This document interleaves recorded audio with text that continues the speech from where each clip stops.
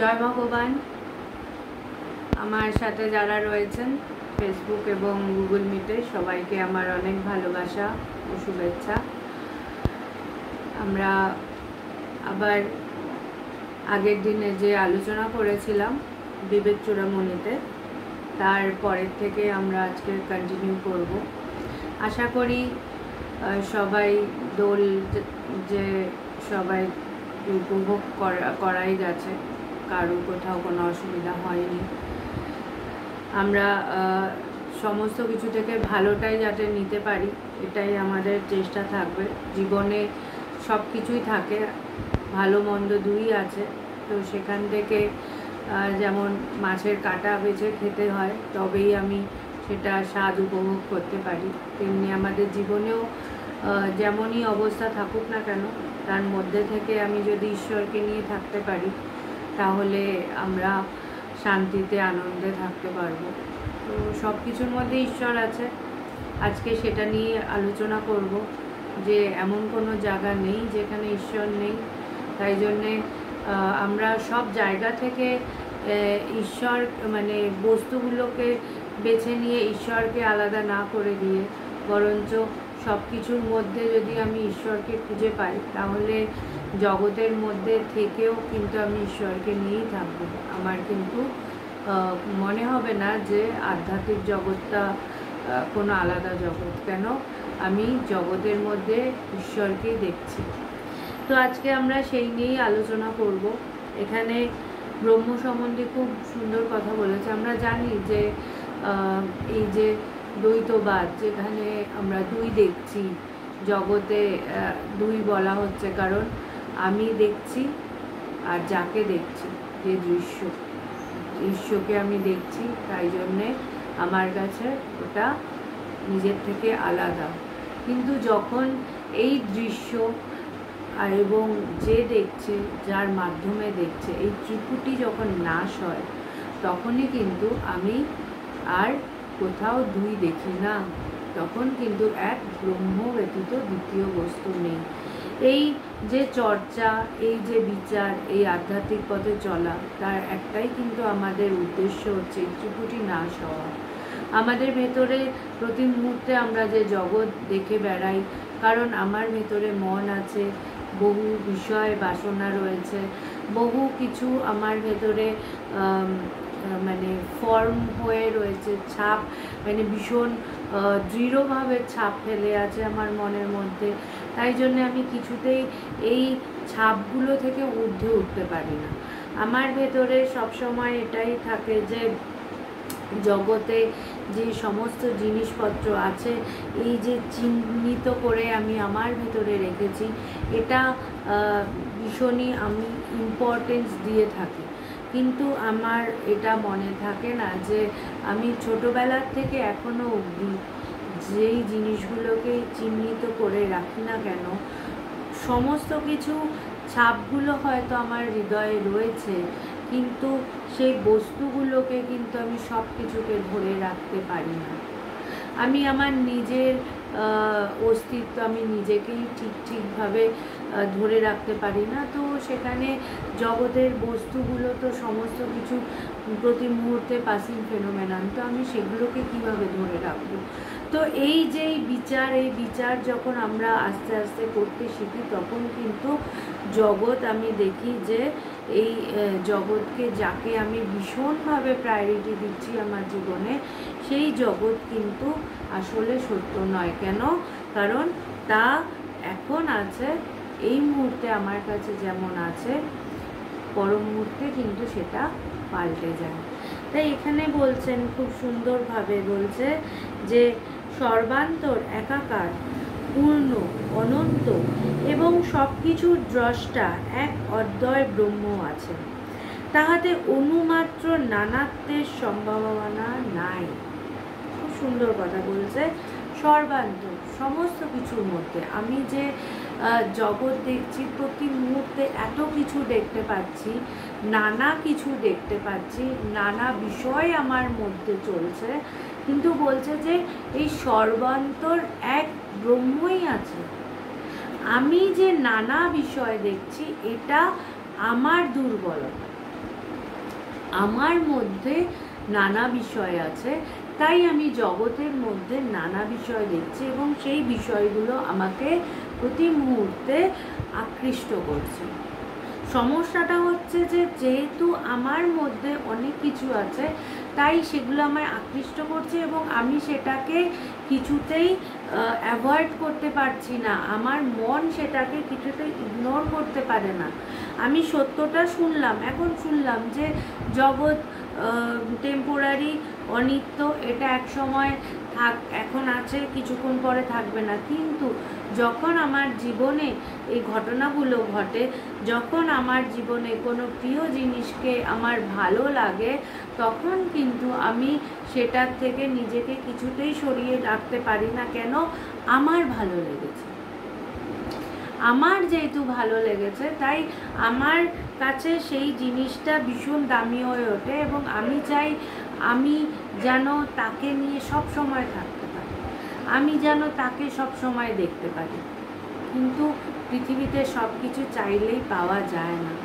তাই এখানে তিনি বলছেন যে এই যে একাকার হয়ে আছে এবং কি বলছে পূর্ণ অনন্ত, যে তিনি মানে এই নয় যে লিমিটেড, এই নয় যে এই আমি একজনের মধ্যেই তাকে দেখব বা বিশেষ কারুর মধ্যেই তাকে দেখব।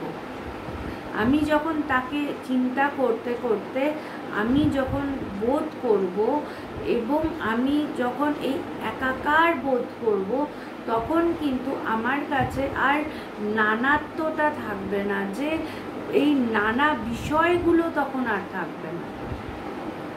তখন তোমার সামনে দিয়ে সমস্ত দৃশ্যগুলো যেমন সরে সরে যায়, তেমনভাবেই সরে সরে যাবে।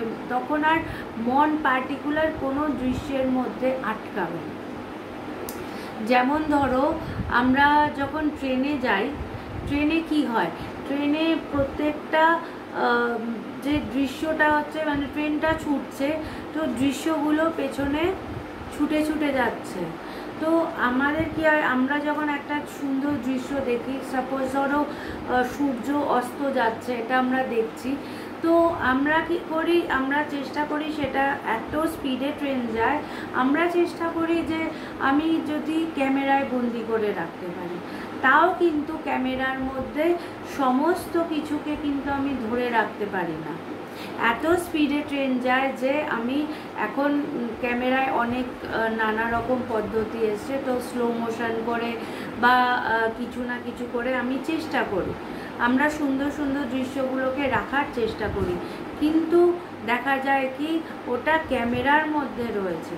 তো আমরা কি হয়, কিছু কিছু সময় কোনো একটা দৃশ্য ওরকম যে দেখতে গিয়ে আমার ভীষণ ভালো লেগে গেল, সেটা কিন্তু আমার ভেতরে ছাপ ফেলছে এবং সেই দৃশ্যটার প্রতি আমার মানে আমি আকৃষ্ট হচ্ছি, আরে কি দারুণ জিনিস দেখলাম। এবার আমরা কি করি, এই যে আমার মনের মধ্যে ওই দৃশ্যটা গেঁথে গেল, আমি কি করছি, আমি ওই দৃশ্যটা সম্বন্ধে চিন্তা করছি। দৃশ্যটা কিন্তু চলে গেছে, কিন্তু আমি ভেবে চলেছি। কেন? আমার চিন্তার মধ্যে কিন্তু ওই দৃশ্যটা রয়েছে এবং আমি আমার চিন্তা দিয়ে আমি কিন্তু ওটাকে বাঁচিয়ে রাখছি আমার ভেতরে। তো তখন অ্যাট প্রেজেন্ট কিন্তু ওটা নেই, কিন্তু আমি কিন্তু আমার চিন্তার মধ্যে দিয়ে বাহ কি দারুণ পলাশ ফুলটা দেখলাম, কি দারুণ ঝর্ণা দেখলাম। আমি এই যে কিছুদিন আগে আমরা পুরুলিয়া থেকে ফিরলাম, তো ওই পুরুলিয়ার যে দৃশ্যগুলো ওগুলো কিন্তু আমার মনের মধ্যে রয়ে গেছে। এখন আমি যদি বসে বসে এই মুহূর্তে আমি যদি ওই কথাগুলো ভাবি, ইস কি দারুণ ঝর্ণাটায় আমি যদি যেতে পারতাম, আমি যদি ওটা দেখতে পারতাম, আমি বসে বসে কিন্তু ওটা ঘটনাটা ঘটে গেছে, কিন্তু আমার মনটা যেহেতু ওইটার সাথে যুক্ত হয়ে গেছে, আমি কিন্তু বর্তমানে এই মুহূর্তে থেকেও আমি কিন্তু অতীতেই আছি। কেন? ওই সময়টার মধ্যে আমার মনটা আটকে গেছে, ওই বিষয়টা আমার মনের মধ্যে গেঁথে গেছে, এমনভাবে গেঁথে গেছে আমি ওটার থেকে কিছুতেই বেরিয়ে আসতে পারছি না।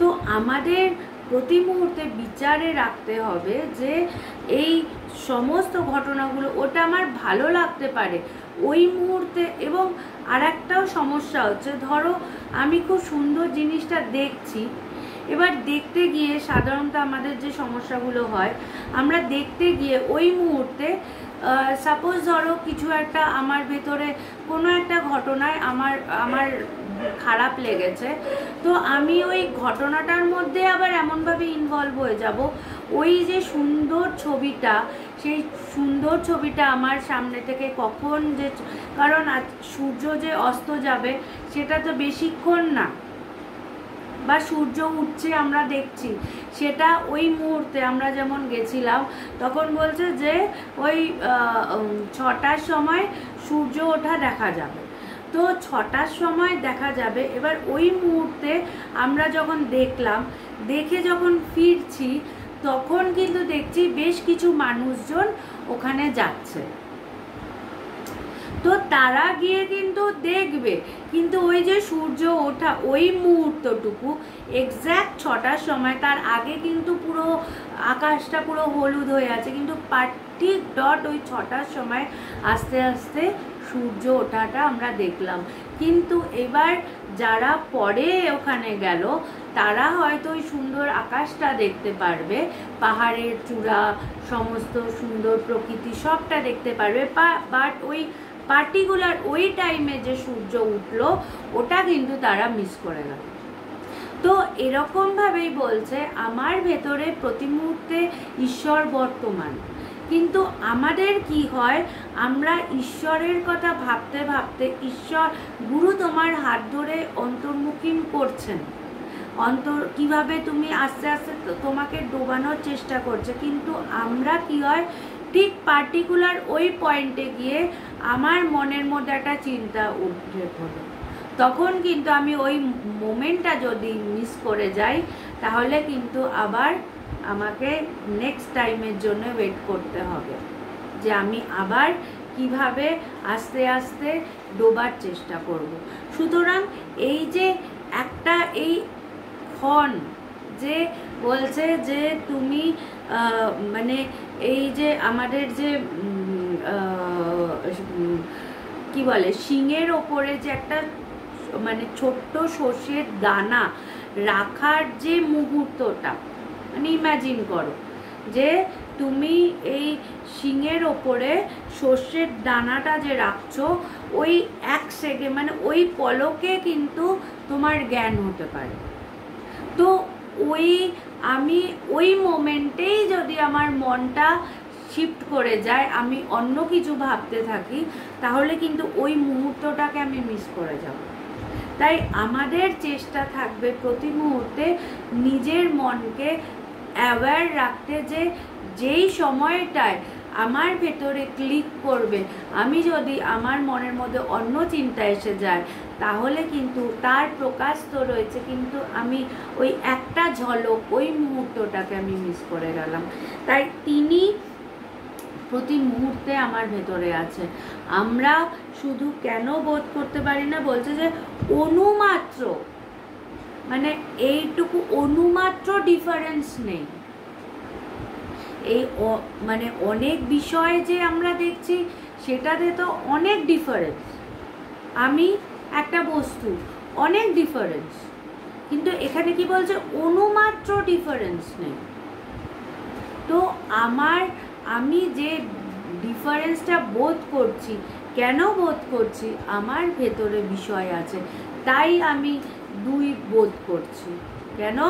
ওই বস্তুটাই সামনে রিফ্লেক্ট করছে, এবং তাকে আমি এমনভাবে আমি ভাবছি যে এই সব বস্তুগুলো এগুলো আলাদা, এগুলো এক একটা নানা রূপ, এবং সেই রূপ রং আমাকে প্রতি মুহূর্তে আকর্ষিত করছে, যে আমি এর দ্বারা মানে প্রলোভিত হচ্ছি যে ইস কি সুন্দর দেখতে, ইস কি দারুণ এই জিনিসটা, এটা যদি আমার হয় তাহলে কত ভালো হয়, কত রং, কত কিছু আছে। কিন্তু যখন তুমি এই একাত্মের বোধ হবে তখন কিন্তু নানা রং তোমাকে আকৃষ্ট করবে না। আমাদেরকে আমি যখন প্রথম এই আশ্রমে আসি, আমাকে একজন জিজ্ঞাসা করছিল যে আচ্ছা তোমরা যেই একই রঙের জামা পরে থাকো, এই একই ড্রেস পরো, তোমাদের ইচ্ছা করে না রং বেরং ড্রেস পরতে? তো ভেতরেই যদি রংটা, এই নানাত্বের বোধ যদি সরে যায়, ভেতরে যদি এক তিমিই থাকে, তাহলে তোমাকে বাইরের এই আলাদা আলাদা রঙগুলো অ্যাট্রাক্ট করবে না। তোমার কাছে এটা নীল না হলুদ না কালো না সাদা, এই রঙগুলো আমার ভেতরে রয়েছে নানা রং, তাই ওই বাইরের আলাদা আলাদা রঙগুলো আমাকে অ্যাট্রাক্ট করে। নাহলে আমি যদি ভেতরে তাকে একবার বোধ করে থাকি, তাহলে জগতের এই আলাদা আলাদা রঙগুলো ডাজেন্ট ম্যাটার। কেন? কারণ ওইগুলো দেখে আমার ভেতরে তো বিষয়গুলো নেই, ওই রঙগুলো নেই, তাই বাইরের ওই রঙগুলো আমাকে আকর্ষিত করতে পারে না। তোমার ভেতরে, তাই জন্যে আমাদের ভেতর থেকে এই নানাত্বের যে বোধ, এটা সরাতে গেলে আমাকে এই ঈশ্বরকে, তাকে নিয়ে চিন্তা ভাবনা করার দরকার আছে। আমি যেমনভাবে তার কথা ভাবতে থাকবো, তেমনভাবে আমি দেখব যে আমার ভেতর থেকে এক একটা আলাদা আলাদা বিষয়গুলো সরতে থেকেছে। তাই এখানে বলছে যে যাহাকে ত্যাগ করা বা গ্রহণ করা অথবা কোনো আধারে স্থাপন করা সম্ভব নয়, যাহার কোনো আশ্রয় নাই, এমন এক অদ্বয় ব্রহ্ম আছেন। বলছে যাকে তুমি ত্যাগ করতে পারবে না। আমরা মানুষ ভাবছে আমি সংসার ত্যাগ করেছি, আমি এই নানা খাবার ত্যাগ করেছি, বা আমি এই নানা রঙের ড্রেসগুলো ত্যাগ করেছি। আমি কিছু ত্যাগ করিনি, ত্যাগ হয়ে গেছে, কিন্তু তাও সেটা বাইরের দিক থেকে। কেন? কারণ এই জাগতিক অর্থে আমি যদি দেখি, তাহলে আমি দেখব ত্যাগ হয়েছে। কি ওই মানুষ ভাববে এ অন্য রঙের ড্রেস পরছে না, মানুষ ভাববে অনেক কিছু খাচ্ছে না, অন্য জিনিসগুলো ব্যবহার করছে না, এটা জাগতিক দিক থেকে দেখা যাচ্ছে। কিন্তু বলছে যে যেখানে দুই নেই, যেখানে কোনো আলাদা বিষয়ই নেই, সেখানে তুমি কাকে ত্যাগ করবে? কে কাকে ত্যাগ করবে? ত্যাগ মানে আমার কাছে যখন আর একটা, সাপোজ আমার কাছে একটা সুন্দর পেন আছে, তো আমি কি দেখছি ওই পেনটা, আমি কি বলছি পেনটা সুন্দর, মানে আমি বিশেষণ লাগালাম একটা বস্তু, সেই বস্তুটাকে দেখছি, সেই বস্তুর একটা আকার দেখছি, সেই বস্তুর একটা রং দেখছি, এবং আমি তাকে বলছি খুব সুন্দর।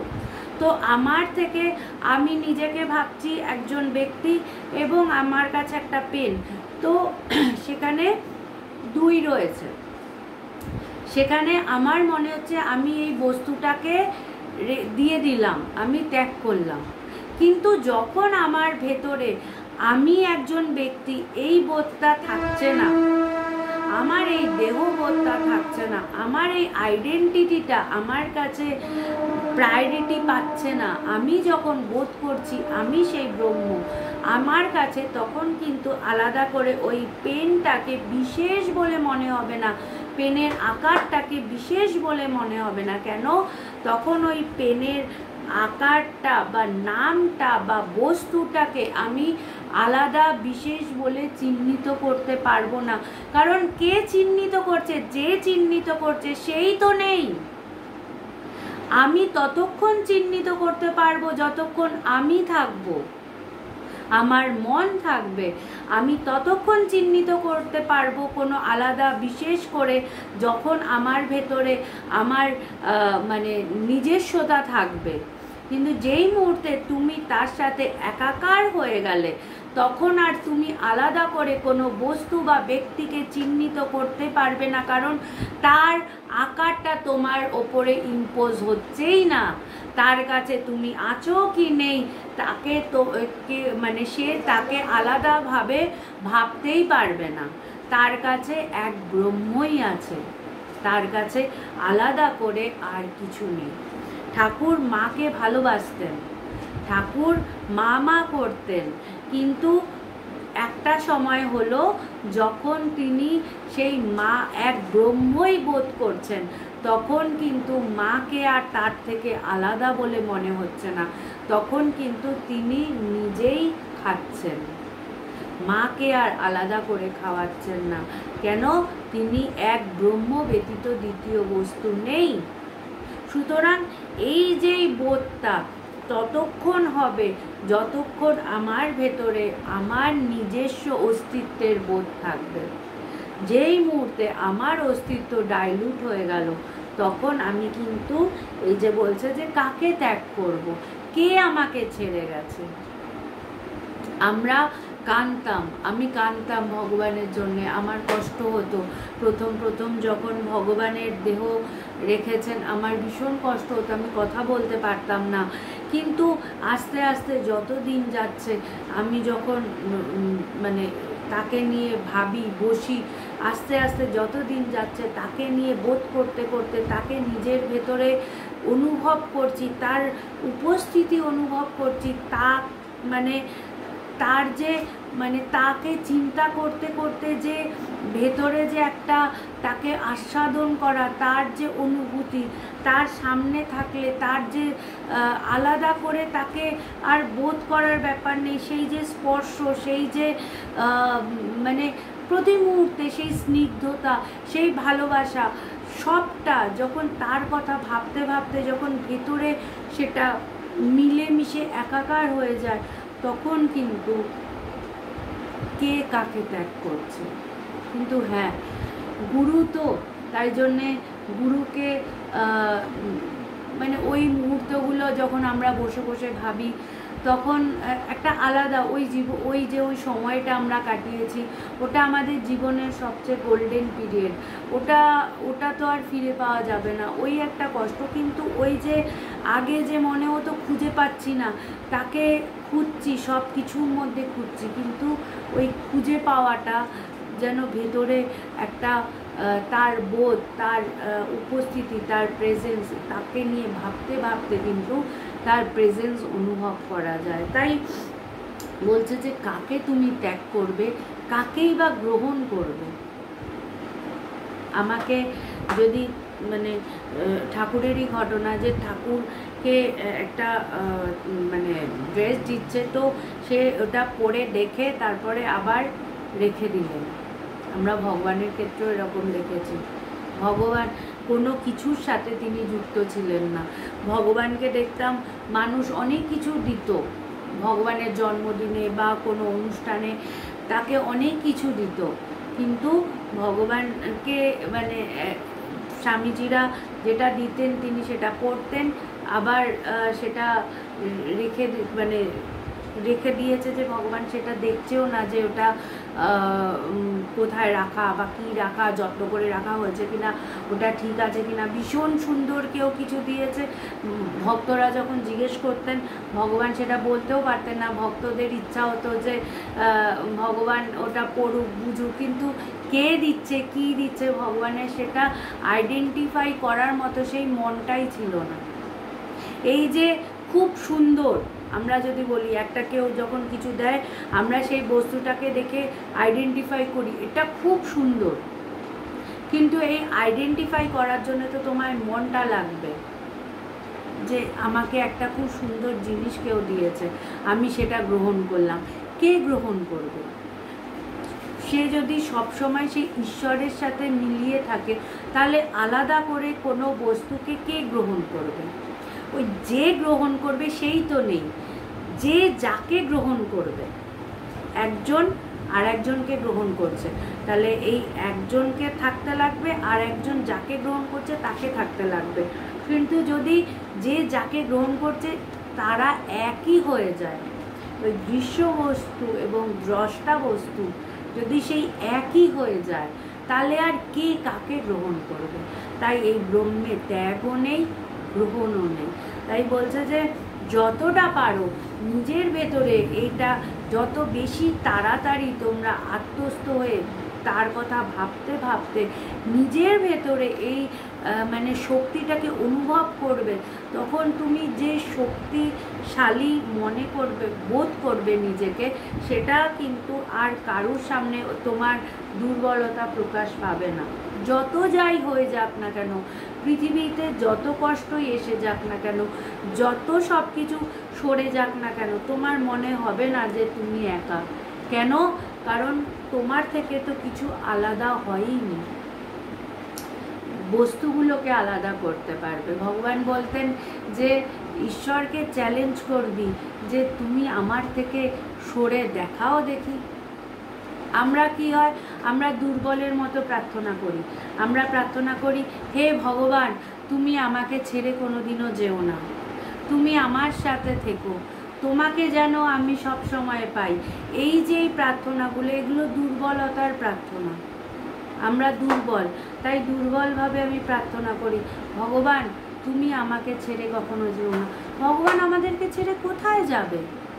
ভগবানের ছেড়ে যাওয়ার কোনো জায়গা আছে আলাদা? এমন কোনো জায়গা আছে যেখানে ভগবান নেই? ভগবান সব জায়গায় আছে, সব কিছুর মধ্যে আছে, সবেতে আছে। এই যে বলছে না যে সর্বান্তর, সব কিছুতে তিনি আছেন, অনন্ত, তিনি অনন্ত। এমন কিছু নেই যেখানে তিনি নেই। তাই জন্য বলছে যে ভগবান সব কিছুর মধ্যে আছে। তাই প্রার্থনাটা, ভগবান বলছে যে প্রতি মুহূর্তে নিজের ভেতরে যেন তেজ থাকে, শক্তি থাকে। ভগবানকেও আমাদেরকে চ্যালেঞ্জ করতে হবে, দেখি তো তুমি আমাকে ছেড়ে যাও দেখি। কেন? ভগবান আমাদেরকে ছেড়ে তো কখনো যেতে পারবে না, যেখানেই যাবে সেখানেই ভগবান।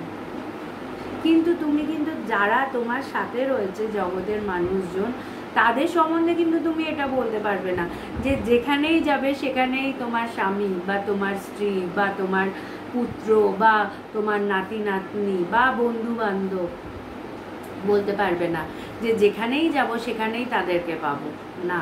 একমাত্র এটা ভগবানের ক্ষেত্রেই প্রযোজ্য যে আমি যেখানেই থাকি, যেমনভাবেই থাকি, আমার সাথে তিনি ওতপ্রোতভাবে জড়িয়ে আছেন। একমাত্র তিনিই আছেন আমার সাথে, আর কেউ নেই। তাই এখানে বলছে যে আমি না কাউকে গ্রহণ করতে পারি, না কাউকে ত্যাগ করতে পারি। আমি কোথাও নিজের আধারে স্থাপন করা সম্ভব নয়। আমি নিজের আধারকে কোথায় স্থাপন করব? আমার ভেতরে তো শুধু এক তিনিই আছেন, আমার ভেতরে তো অন্য কিছু নেই। আমি অন্য বস্তুগুলোকে কি করে স্থাপন করব? আমার ভেতরে ওই যেমন বলছে না যে পদ্মপাতার উপরে যে জল তুমি হাজার স্থাপন করার চেষ্টা করো না কেন, ওটা পড়েই যাবে, ওটা কখনো থাকতে পারবে না। তেমনি এই যে আমার ভেতরে আমি তাকে, মানে তিনি তো প্রকাশিত হয়েই আছেন আমার ভেতরে, তার উপরে অন্য কোনো কিছুকে আমি ইম্পোজ, মনে হয় ইম্পোজড, মনে হচ্ছে ইম্পোজড, বেসিক্যালি কোনো কিছু কোথাও ইম্পোজ নয়। আমার মন আছে, বিষয়গুলো আমার ভেতরে আছে, তাই মনে হচ্ছে ওই জগতের ওপরে, ওই আত্মার ওপরে সমস্ত কিছু ইম্পোজড হয়ে আছে, জগৎ ইম্পোজড হয়ে আছে। আসলে কখনো কোথাও ইম্পোজ হয়েছিলই না, এক তিনিই ছিলেন। আমার মনে হচ্ছে যে এই জগৎটা সে আত্মার ওপরে ইম্পোজড হয়ে আছে, থাকা সম্ভব না। যাই আসুক না কেন সে ওর ওপরে স্থাপনা হতে পারবে না, সেটা সরে সরে যাবে, সব কিছুই সরে সরে যাবে।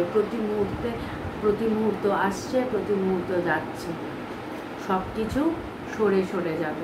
কোনো কিছুকে আমি নিজের বলে ধরে রাখতে পারবো না, সে আমার যতই প্রিয় হোক না কেন, সে প্রিয় মানুষই হোক, প্রিয় বস্তুই হোক। তাই জন্যে প্রিয় করে কোনো জিনিস রাখাটা উচিত না। এই জন্যে বলছে না যে শ্রেয়টাই থাকুক, যেটা তোমার জন্যে ঠিক তাকেই তুমি ভালোবাসো, কিন্তু আবার সেটাও ভেবো না যে ঠিক বলেই যে সেটা সারা জীবন চিরন্তন থাকবে, তা না। ঠিক হোক বা ভুল হোক, যেটুকু তোমার জন্যে প্রাপ্য তুমি পেয়েছো সেটাতে তুমি খুশি থাকো, যেটা তুমি পাওনি সেটা তুমি যেন তোমার জন্য কখনো ছিল না। এবং ঈশ্বর তোমায় যা দিচ্ছে সেটাতেই আমরা যদি সন্তুষ্ট থাকি তাহলে কিন্তু আমার ভেতরে যন্ত্রণাগুলো কম হবে। কিন্তু আমরা সন্তুষ্ট থাকতে পারি না। আমার প্রতি মুহূর্তে মনে হয় যে আমার আরও লাগে, আরও এত সুন্দর সুন্দর সব কিছু আছে, সেগুলো আমার সব লাগে। তাই জন্যে কিন্তু আমার ভেতরে এত অসুবিধা। তাই বলছে যে যাহার কোনো আশ্রয় নাই, বলছে যে কে কাকে আশ্রয় দেবে? এক তিনি তো আছেন, দুই থাকলে আমাকে কেউ আশ্রয় দেবে, কিন্তু এক যদি শুধু তিনিই থাকেন তাহলে কে কাকে আশ্রয় দেবে? তাই বলছে এমন এক অদ্বয় ব্রহ্ম আছেন, তাহাতে কিছুমাত্র নানা পদার্থের অস্তিত্ব নাই। বলছে তার মধ্যে নানা পদার্থের অস্তিত্ব কোথাও নেই। আমি যে নানা পদার্থ দেখছি সেটা আমার ভেতরে নানা পদার্থ আছে তাই দেখছি, কিন্তু ব্রহ্মে কিন্তু তার কোনো অস্তিত্ব নেই।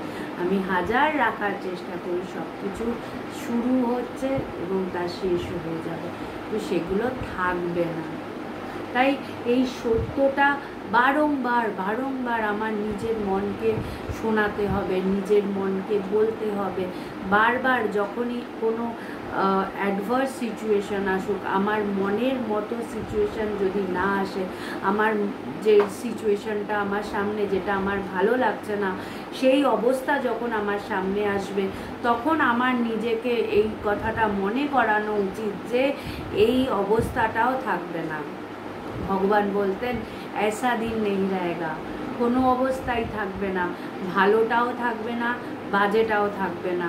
আমি যদি ওই বাজে অবস্থাটার জন্যে নিজেকে বারবার বলতে থাকি আমার এই রকম কেন হলো, আমি আর পারছি না, বলছে যে না, সেই অবস্থাতেও তুমি ধীর স্থির ঈশ্বরকে নিয়ে তুমি ধীর স্থির থাকো, দেখো সেই অবস্থাটাও সরে যাবে, সেটাও তোমার জীবনে বেশিক্ষণ থাকবে না।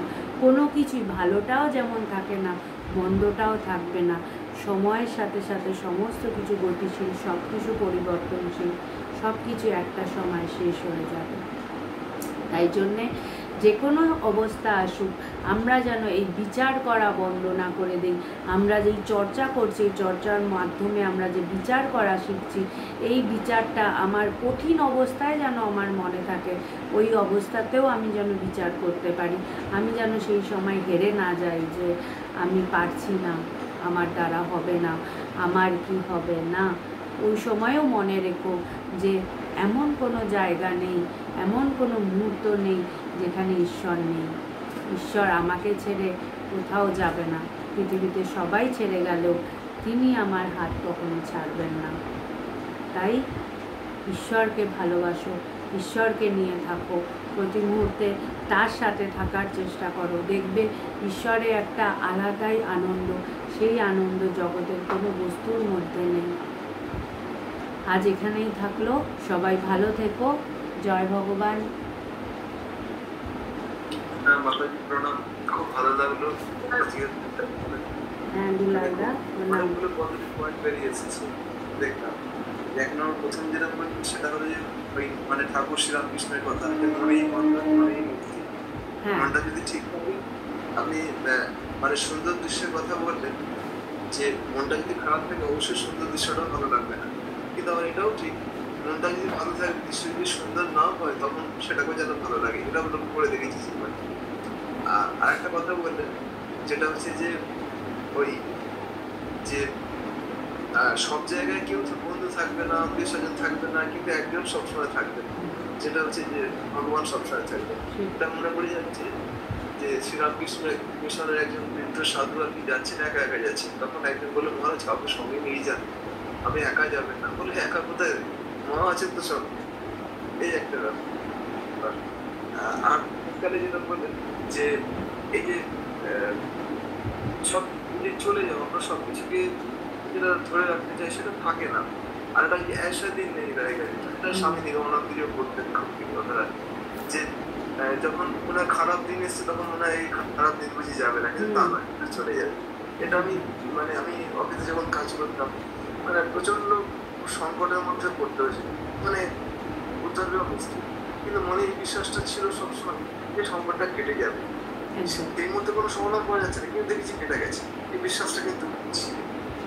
আচ্ছা, যাই হোক মাতাজি প্রণাম। হ্যাঁ প্রণাম, ভালো থেকো, কালকে যদি পারো এসো। আচ্ছা নিশ্চয়ই মাতাজি, চেষ্টা করো। হ্যাঁ প্রশ্ন আছে কারুর?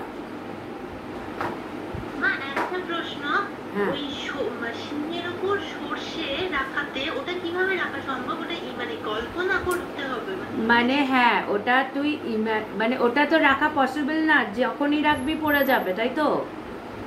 তো ওই বলছে যেই মুহূর্তটুকু মানে থাকছে, ইমাজিন কর কোনটুকু মুহূর্ত থাকছে, ঠিক আছে? বলছে ওইটুকু মুহূর্তে জ্ঞান হতে পারে, মানে এত মাইনুট, যে মানে সময়টাকে এত মাইনুট মানে ইমাজিন কর, অতটুকুতে জ্ঞান হতে পারে।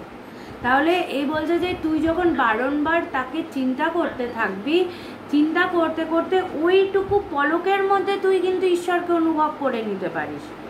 ঈশ্বরকে অনুভব করার জন্য অনেক প্রচেষ্টাটা অনেক লম্বা, কিন্তু অনুভূতি কিন্তু এক মুহূর্তে হতে পারে। ওই মুহূর্তটাকে বোঝানোর জন্য ওই এক্সাম্পলটা দেওয়া হয়েছে। বোঝা গেল? এটাকে ভাবতে হবে। এই কথাগুলোকে আমরা যখন ভগবানের কথা শুনতাম, এগুলোকে নিয়ে আমরা ভাবতাম, এটাকে ভাবতে হবে ভেতরে। যেমন যেমন ভাবে ভাববি, তেমন তেমন ভাবে বিচারগুলো ভেতরে আসবে। ভগবান বলতেন ভাবলে ভাবের উদয় হয়, তাই ভাবতে থাকতে হবে আমাদেরকে।